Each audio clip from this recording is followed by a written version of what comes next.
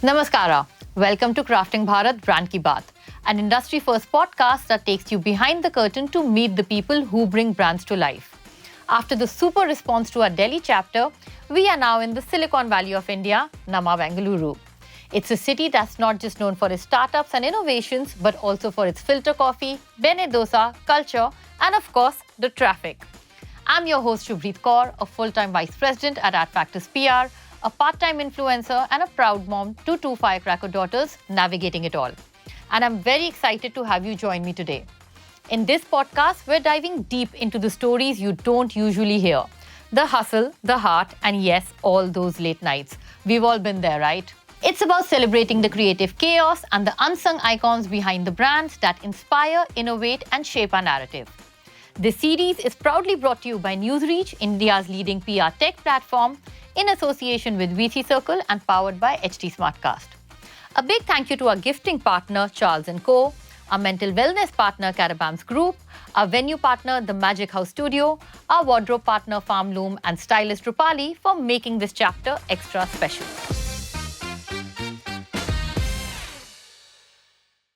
Joining me today are two extraordinary gentlemen whose stories will leave you inspired. Pramod Gummaraj and Srivatsa T.J. Welcome to the show. Thank you. Now at Brand Ki Baat, we are all about branding, comms, and of course pitching. So we would like you to pitch yourselves to us and the audiences and tell us a little more about yourselves. Let's start with you. Hey, I'm Pramod. You can call me a technologist turned entrepreneur. I am the CEO of Aprecomm. Before we really get into what Aprecomm is, we start with something like most of us use internet at homes as well as offices. Have you been encountered cases where your internet doesn't work when you want to really Of work? course. Could be your Teams call breaks or your YouTube stops working. These are the cases which leads to poor experience as a customer, and that is our primary focus as Aprecomm. We want to make these networks to really work the way the customer wants, and most of the times this experience is very personalized. You have 5 people, 10 people at home, each of them wants to do something, and all of that has to work seamlessly. This is where the service providers are under stress, and that is the respite Aprecomm provides by bringing in a term called intuitive networks, where the networks can adapt to the necessary needs of the customers. That's what we do in a nutshell. Wow, very interesting. And Srivatsa, let's come to you. Yeah. So I am, you can say, a PR guy, a content guy, a growth hacker. So I manage all 3 roles at once. So that's what I am. I am a VP of Broadnection. Broadnection is a growth hacking and PR startup. So what we do is basically we help all the startups, especially at the early stage, when they have the minimal resources, right? How to help them scale up faster, how and effectively. And in my case, what happened is I happened to have the fortune of drafting the first brand pitches and the first getting the first media coverages for a lot of brands that are right now nationally renowned. Wow. So that's what I am. You clearly know what a pitch is all about. Okay, so, what inspired you to form Aprecomm, and, how did you find this gap in the market that you wanted to fill? Well, I think we come from the same background. We have been in this industry for almost 15 years or so. We worked across different pieces of this ecosystem, from the chipset makers who think in their labs that they are creating an gigabits of throughput, which is going to be an marvelous finding to these customers.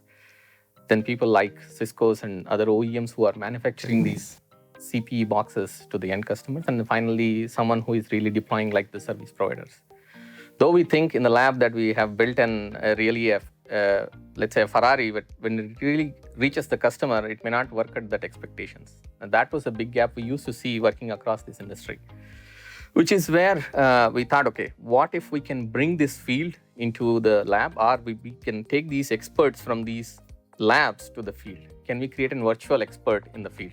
That's how Aprecomm has evolved. Also, my experience comes from more of self-driving cars. We were doing some kind of AI for traffic management or the car driving itself. That's more riskier because accountability is a bigger case. Let's say we screw up something and then it leads to an accident. even though legally we are not responsible, there is a guilt always. So we thought, okay, it is more riskier. Of course. We sold the company to Samsung in the previous cases. But we wanted to replicate that to the networks, which is much easier. Comparatively, no one we are killing, at least in this case. Okay. That's how we have evolved into this. Wow. And you mentioned AI. How is AI enabling what you do for your consumers, and what is, let's say, the big change that you're expecting or hoping to expect from it? See, if you look at the transition that happened in this connectivity industry in the last 15 years or so, we were using this connectivity just for bare minimal communication. Could be some kind of short chirps we started with, then it led to emails, then we started doing conference calls, videos. Now we do everything on the same laptops and mobile phones. So there is a big transition in things how customers are using. Now the experience is all more and more personalized. Internet is more personalized. Yeah. So that's a big change which we have seen. Now, how do you measure each and individual experiences as such? So what you are doing, whether this network is able to really give what your expectations are, makes a bigger piece. So that changes dynamically. So how do you understand? So this is where the AI dimension comes into picture. As a humans, we can understand 2-3 dimensions maximum. Once it starts becoming more and more components comes into picture, it becomes complicated. And that is the technology advancement which is able to precisely make us understand what people are doing, understand what they are expecting from the network. Once you know this feedback system in place, now it comes to like, how can we act? So AI leads us into detection of the problems. AI leads us into even understanding the root causes and then into correcting these problems. Finding the solution. So if a bunch of us are very tired of a Teams call and hoping that the internet will drop, but it doesn't, that is due to you. Yeah. Srivatsa, you have a background in journalism as well and PR as well. How did that put you in a position, or how did it enable your position to lead Broadnection? Like, did that background help? Did it really set the foundation for it? In fact, I can say journalism kind of a boot camp for me to understand. Firstly is the timing, because PR is all about how you tell us, how you put up a message. Yeah. And what you put up as a message. And equally important is when you put it up. Yeah. Right. So this is something that I learned from journalism, because I worked, and on the other hand, I worked with the regional media. Right? That was my early stages in my career. Right. So I think I learned a great deal of editing. All my content part comes the very schooling that happened to me in the regional media, because you learn from translation to editing to everything out there. So I had, that is the foundation that put me up into whatever I am in PR today, or growth hacking today. And with, you mentioned regional media, and these days, and I think that was earlier the case as well, but even as we've gone very digital in our communication, regional media is playing a very huge role. Where do you see the future of regional media? And specifically, if we can just talk about Bengaluru as well, that insight would be a great one to have. Regional media is going to be here, but in a different way, of course. It's going to transition, but regional will be there, print will be there. We often hear the other side, but I am coming from that background, I know what it is. Yeah. Regional is going to go more hyper-local. More than cities like Bangalore, other cities like Tier 2, Tier 3 cities, which is where we are already seeing a lot of hyper-local media picking up pace. Yeah. A lot of brands definitely want to be in those media. That is the focus right now, in fact. Yeah. So that is the next. And I think a lot of consumption patterns over there, it's a force of habit. You're used to the everyday regional media that you see, and now brands are also realizing how important it is to tap into that. Your focus is also early stage startup. So what inspired you to focus specifically on that in order to drive growth for yourself? So early stage startup is something, because it's kind of fulfilling. I'll tell you how. So basically what happens, a lot of startups at the early stage, as I earlier told, comes with minimum resource. So that's a pretty big challenge, how you navigate, because minimum resource does not mean that you can't be out there in the public, right? So you should make sure that they are equally heard. Yeah. They are equally given enough visibility. And how you do it, how you help them scale that way. Because we're not just a PR startup, right? We help them scale, we help them grow. Yeah. Because I had a fortune to help a lot of early stage brands from finding their first article in the media to getting their 2 to 3 rounds of funding. Wow. So that is something that is really great, because what happens is there are brands that we work with, of course, who are also fully scaled up, all of it, but they come at some mid stage. But here we see real-time impact because every story out there, every word that we put out there has a real transformational impact on them. I can clearly see it comes from a place of a lot of passion, and that's very inspiring. Pramod, how has Bengaluru's tech ecosystem supported growth for you? And I mean, do you think this can probably move beyond, because of course Bengaluru is a startup and a tech hub, so primed for even more innovative changes in the journey ahead? See, one of the things that Bangalore brings is a kind of a cohesive culture. So you have larger companies, giants, you have these startups which are working on innovative ideas, you have events happening, you have a pool of talent, which is what we really need to take on these global giants if you want to really expand this company into global space. That is what the system that Bangalore offers, and we are able to ride on that. More importantly, the kind of problems that we solve also has to be in that scale if you really want to expand. So that's one another area. You have all the ecosystem in place. If you don't have the right fix and right solution or the product, you cannot really scale. I think we are there where we are solving a problem for a larger cause. And how do you ensure, because of course there's so much of scalability happening, there's so much of innovation happening. How do you ensure inclusivity and sustainability in that process while also ensuring profitability? See, one of the fundamental thing that we have done as part of our early product building process or the solution identification process was, if an ISP has, let's say, a 2 million subscriber base, whatever we do has to impact everything inside that subscriber base.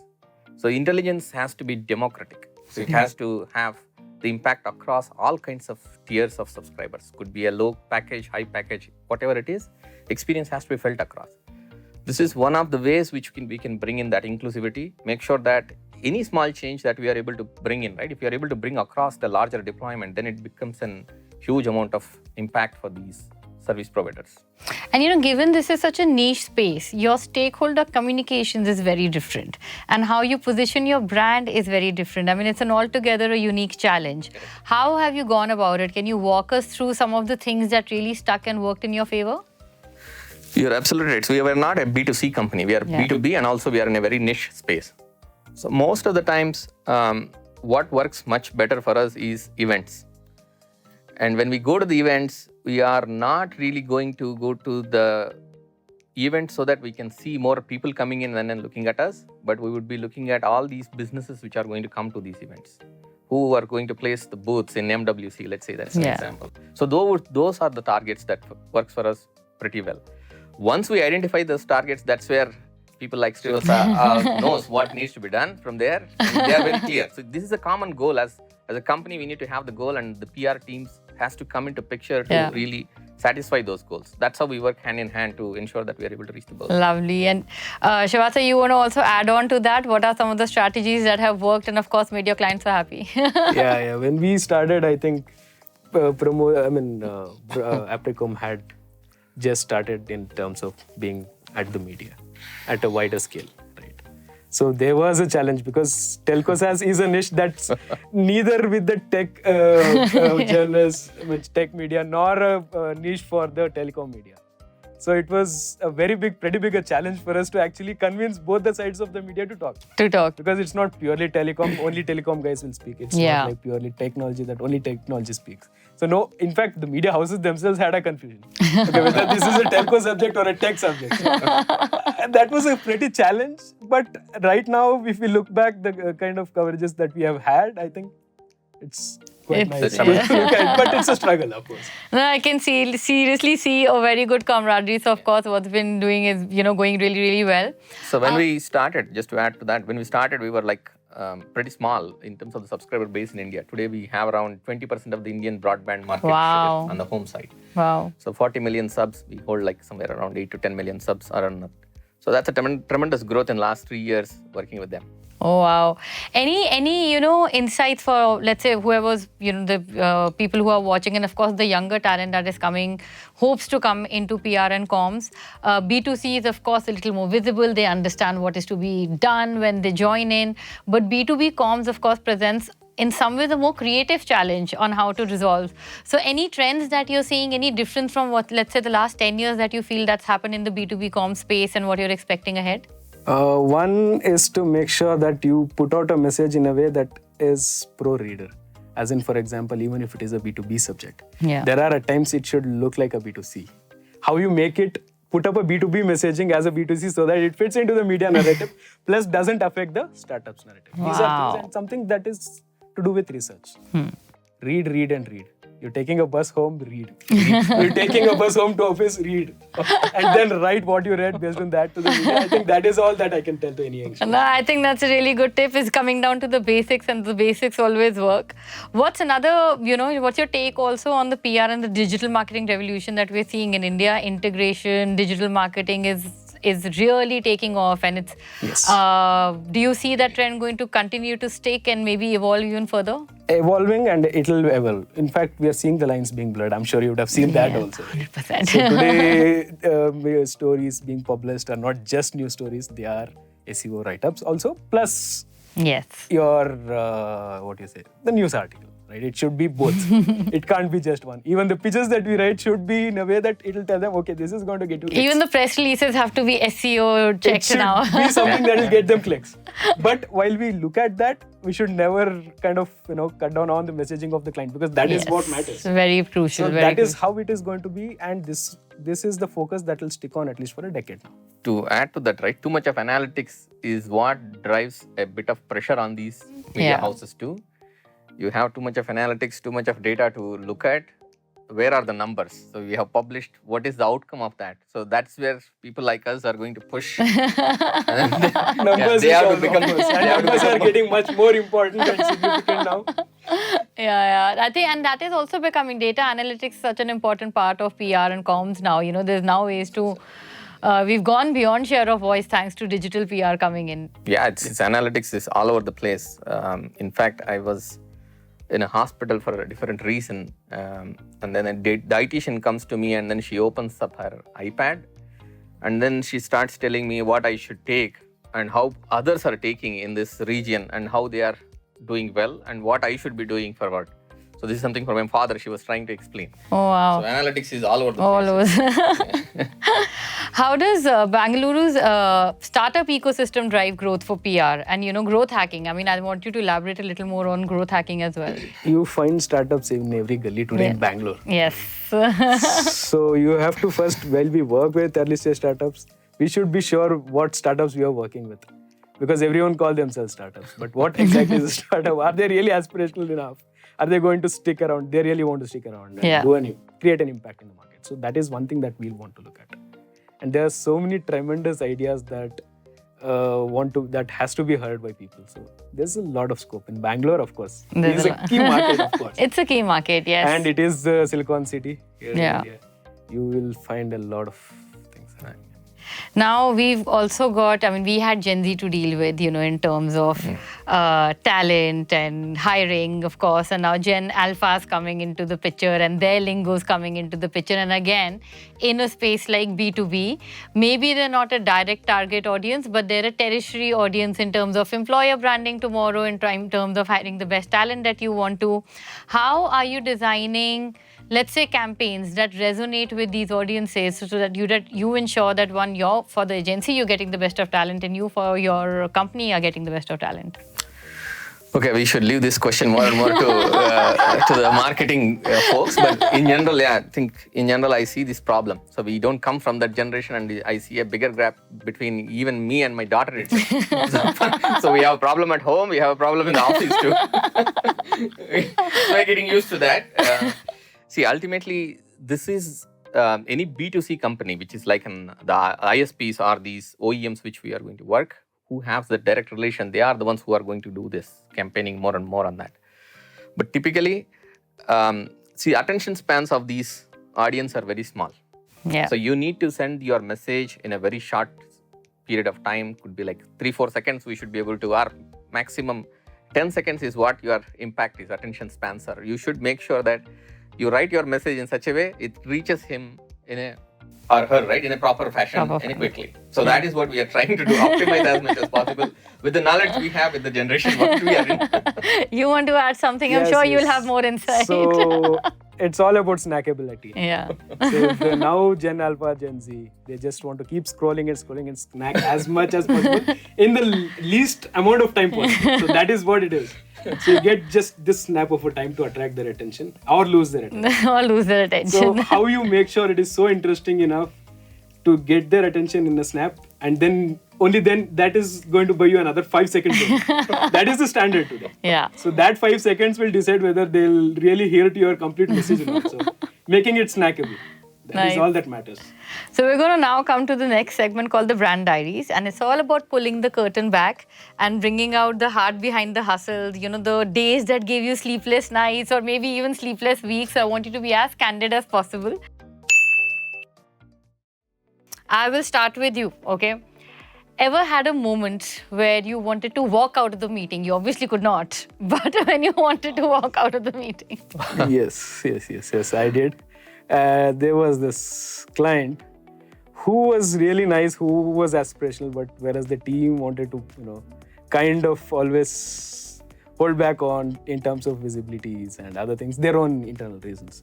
So there were at times when we were making valid points which were kind of being, not taken in front of the senior person. So that was there. That was tricky situation. That was there. So there has been multiple such meetings with the same client. At times when I wanted to walk, but I knew that senior person had, kind of interest in what we are doing. So. Any challenges you have faced, communicating the benefits of AI to traditional telecom operators? Was that an easy task to do? It is. See, any traditional operator, when we go and say we can do something better than what you have been doing for the last 30 years, forget about AI or it is non-AI, there is resistance. Yeah. So there is absolutely a lot of resistance. So you just need to ensure that you are able to communicate what you are talking. We are ultimately saying that we are bringing the better experience. As an ISP, he has been doing that for the last 30 years. Then what is that newly you are doing? So there is a lot of components that are coming into picture which we don't have. That takes around 10 minutes for us to make sure that we explain that right. Post that, they will see the value. So we do see this. You do see some resistance. What's the most memorable campaign? Maybe the most toughest one also to crack, but something that you're really proud of at Broadnection. There was this campaign we did for Aprecomm itself. I think when we announced their funding, it was like we had just 2 hours to prepare. Literal. But what happened was a massive media coverage within the first half of the next day. Wow. So that happened. I think that is the most memorable. So what happened? Why only 2 hours to prepare? I want to know more details. So there were things. We are more secretive. So there were things going around and things had to be finalized, and then in the last minute got finalized, and timing was such that we had to announce. Okay. And you achieve good success. All's well that ends well. Can you also share stories about, difference in navigating with clients in India versus clients internationally? Any cultural differences, something that took you a little long to tap into? I am used to deal with clients internationally more. Okay. So I had a difficulty when I came into India and then had to deal with this and then capture this market. Yeah, we had a lot of understanding issues. See, generally, culturally also, right? Global clients are more on the face. They're more frank. The works, doesn't work, it's easy to understand. Okay, if it works, okay, we are through. If it doesn't work, okay, we walk out, we come back. In India, things are more layered. Yeah. It takes time for you to understand. We're about relationship building. It takes time. Yeah. And you keep 2 hours of meeting and then it will be so many layers if he really wants to work with us or doesn't want to work with us. So it becomes a little more brain-consuming exercise. What trends do you think in branding are the ones that are going to be driving communications for the next 5 years? Something that's really going to be sticky. Purpose-driven branding, I would say. Lovely. Because Gen Zs and all the youngsters, they want to see purpose into everything. Yeah. So purpose-driven branding is going to stick around, and how you tell that out, of course. And I think it also then comes down to they actually want the proof point from the company on whether you're actually are you walking the walk or not. And based on that, they're looking at whether they want to invest in that brand, whether they want a relationship, whether they even want to take up a job over there or not. Yeah, right. Yeah. Yeah. So It's very purpose, different. right? Purpose. I think this, as again, I'll be quoting more and more with my kids and daughter, right? So purpose. So anything you tell her, she'll ask why we should do this. Yeah. So its purpose is quite an important aspect, which is going to be. Wow. Okay, now we come to the last section, which is a really, really fun one. It's called Rapid Fire. I'm pretty sure you already know what Rapid Fire is. And you don't get longer than quarter of a second to think of the answer and tell me. So we'll go turn by turn. We'll start with you first. And just say the first thing that comes to your mind. And, that's the answer. Okay. Favorite Bengaluru cafe or co-working space? Third wave. Okay. Favorite AI application in telecom? ChatGPT. Ah, nice. A market where Aprecomm sees the most potential? India. Nice. The biggest challenge of working with global markets? I don't see it as a challenge actually. Opportunity? Biggest opportunity? See, all this space which I was talking about is a bigger opportunity. The problem that we are solving itself is a bigger opportunity. I don't see it as an question. AI in trade, game changer or future norm?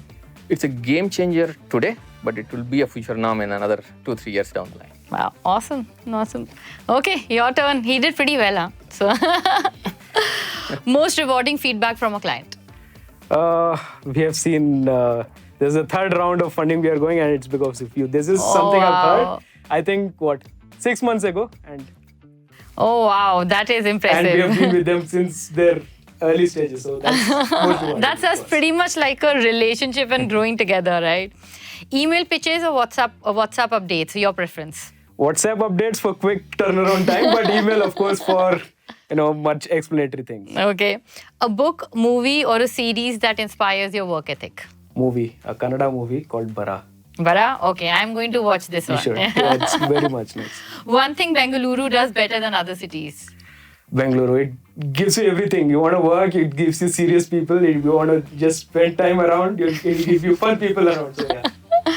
Bengaluru traffic is legendary. So what's the best use of time you've made while being stuck in it? Music. I learned Mridangam, so for me, that's the only time I get to listen to it. So, yeah. We should avoid it. That could be a better thing that we should do in the traffic. The traffic. Great. Thank you so much. It was great having both of you, and thank you for the engaging conversation. Thank you. Thank you so much. Thanks. And that's a wrap on the rapid fire round and this episode. Short, sweet, and full of surprises. Thank you to our guests for playing along and sharing all the fun stories. A big shout out to everyone for tuning in. This series is proudly brought to you by NewsReach, India's leading PR tech platform, in association with VC Circle and our production partner, HT Smartcast. A big thank you to our gifting partner, Charles & Co., our mentor wellness partner, Caravans Group, our venue partner, Magic House Studio, our wardrobe partner, Farm Loom, and stylist Rupali. Until next time, stay tuned, keep crafting those stories, and we'll see you on the next episode.